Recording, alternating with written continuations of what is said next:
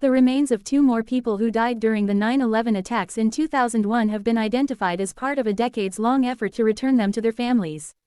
A man and a woman were both identified, New York City officials said, but their names have been withheld.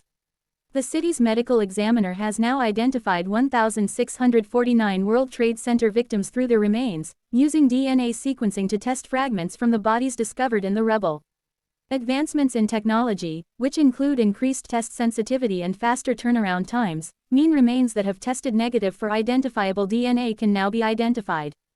The same methods are used to identify missing service members in the U.S. military, as well as to test the remains of more than 100 people who died during the wildfires in Maui last month.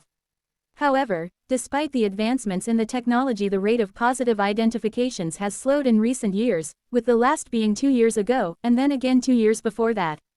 There are more than 1,000 human remains from the attacks that are yet to be identified, and are currently being stored at the National September 11 Memorial and Museum at the World Trade Center site.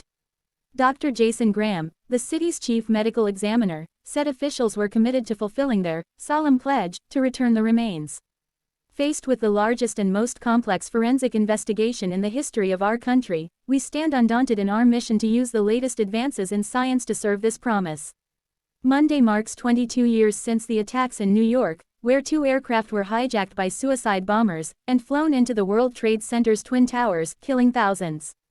Another hijacked flight was flown into the Pentagon, while a 4th attempt crashed in rural Pennsylvania, after passengers overpowered the attackers.